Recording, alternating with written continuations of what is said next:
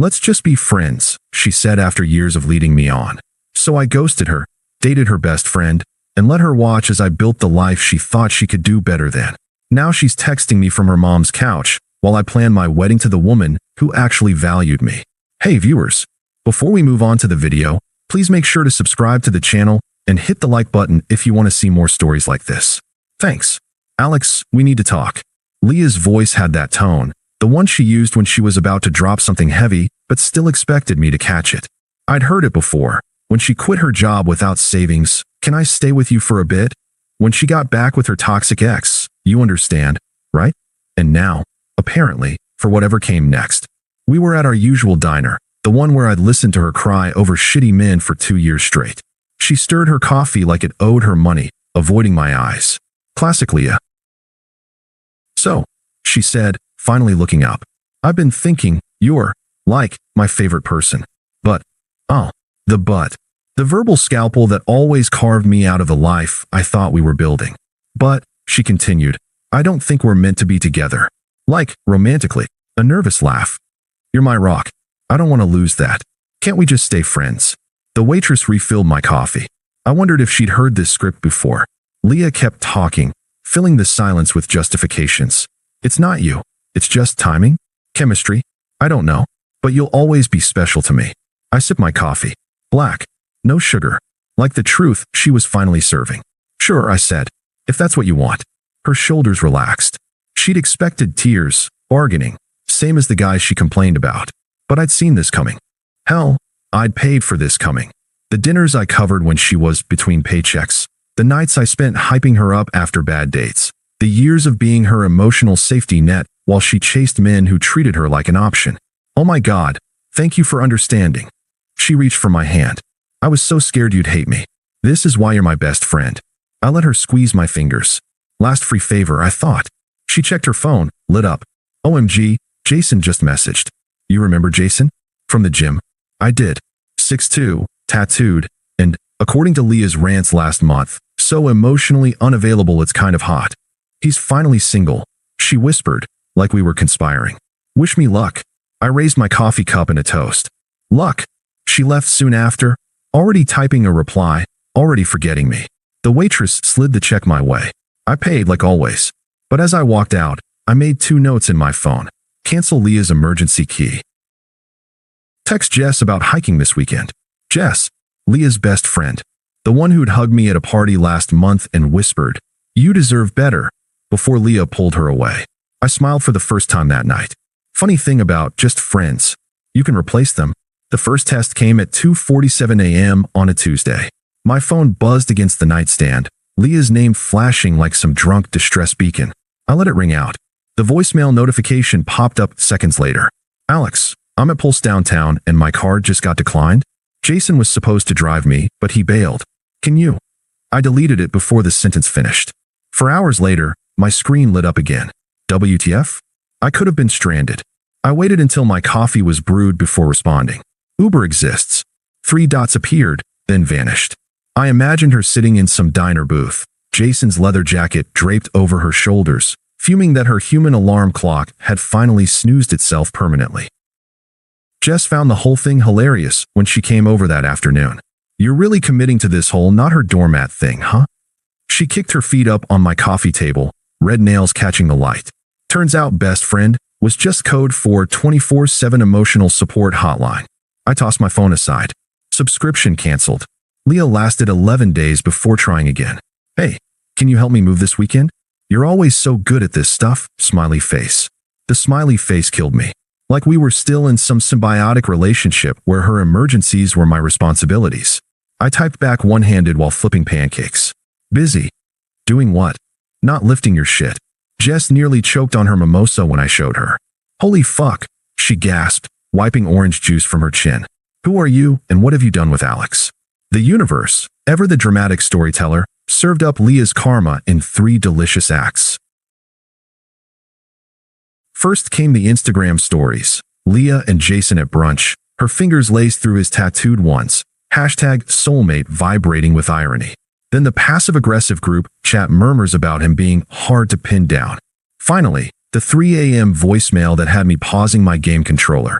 He fucking ghosted me after I paid his studio deposit. $2,000, Alex. $2,000. I didn't respond, but I did screenshot it to Jess with the caption, "Told you he was trash." The real turning point came at Sarah's birthday. Leah cornered me by the keg, her pupils wide from whatever pre-game cocktails she'd downed. "You've been so distant," she slurred, fingers plucking at my sleeve. "I miss us." I scanned the room for Jess. "We're still friends. Exactly like you wanted." Leah's gaze darted across the room to where Jess was bent over the snack table, laughing at something my roommate said, her dress riding up just enough to make several people stare. "Why are you always with her now?" The petty part of me wanted to list reasons. Because she remembers my coffee order. Because she doesn't treat my time like a public utility. Because when she touches me, it's not transactional. Instead, I just shrugged. "She's fun." Leah's drink trembled. "You're being weird." "Not weird," I said, stepping around her. "Just not yours anymore." Later, when Jess accidentally fell asleep against me in the Uber, her vanilla perfume mixing with the whiskey on my breath, I didn't move her. Just texted Leah the next morning. "FYI, Jess left her hoodie here. I'll give it back when she stays over Friday." The 3 typing bubbles appeared, disappeared, reappeared, then nothing. Perfect. The first time Leah truly understood her mistake was when her key didn't work. I watched through the peephole as she jiggled the lock at 1:17 a.m., her designer heels dangling from one hand, smudged mascara giving her raccoon eyes. "Alex." Her whisper shout carried through the door. "Open up, it's freezing out here." I waited until she started pounding before turning the deadbolt. The chain stayed on. Her breath smelled like cheap vodka and poorer decisions. "Jason fucking stood me up," she slurred, trying to peer past me into the apartment. "Can I crash here? Just for tonight?" Behind me, Jess's sleepy voice called from the bedroom. "Babe? Everything okay?" Leah's face did something spectacular then. A Picasso painting of shock, betrayal, and dawning horror. "Is that Jess?" I nodded, keeping my voice casual. "Yeah, like I texted you." The chain creaked as she shoved against it. "You're seriously fucking my best friend now?" "Funny," I said, adjusting the chain. "I could have sworn I was your best friend. Right up until you needed a ride home from some dude's bed." She opened her mouth, but I closed the door before the excuses could start.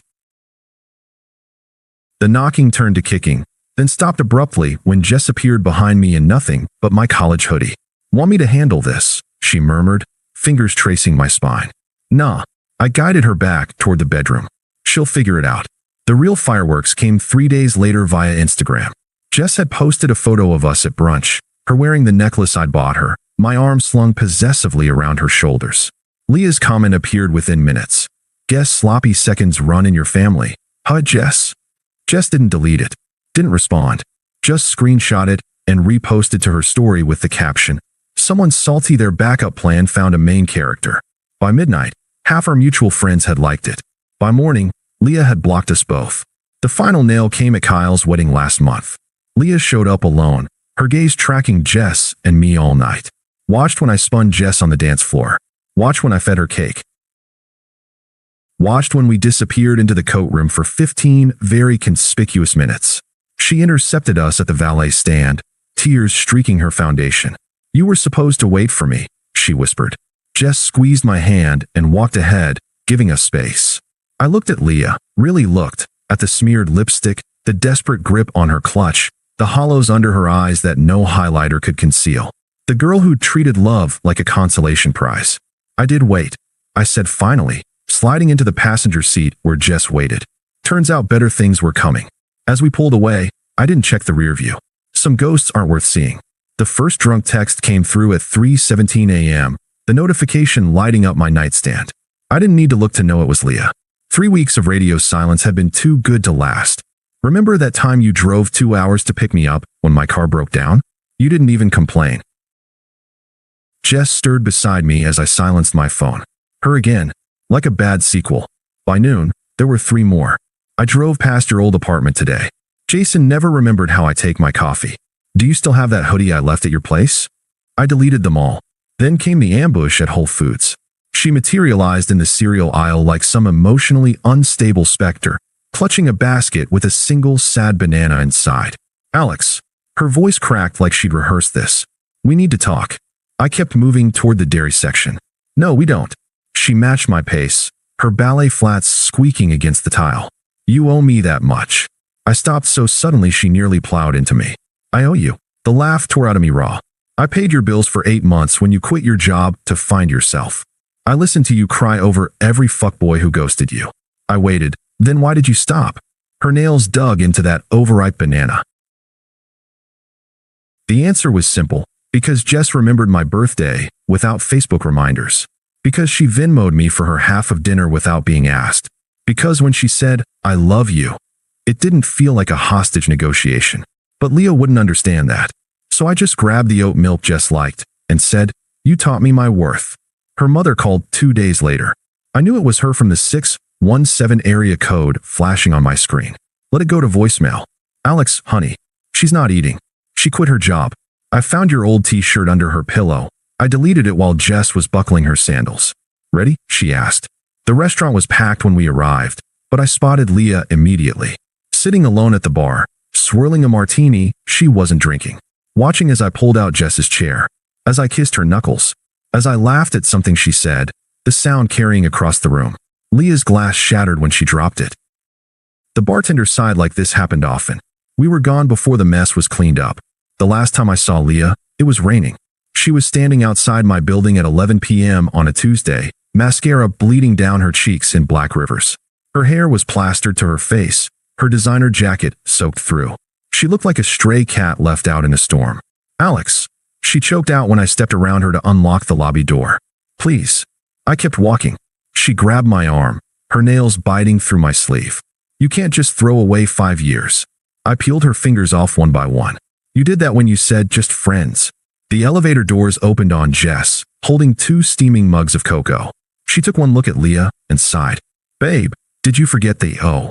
Leah made a sound like a wounded animal. You live together now. Jess sipped her cocoa, leaning against the doorframe. 6 months next week.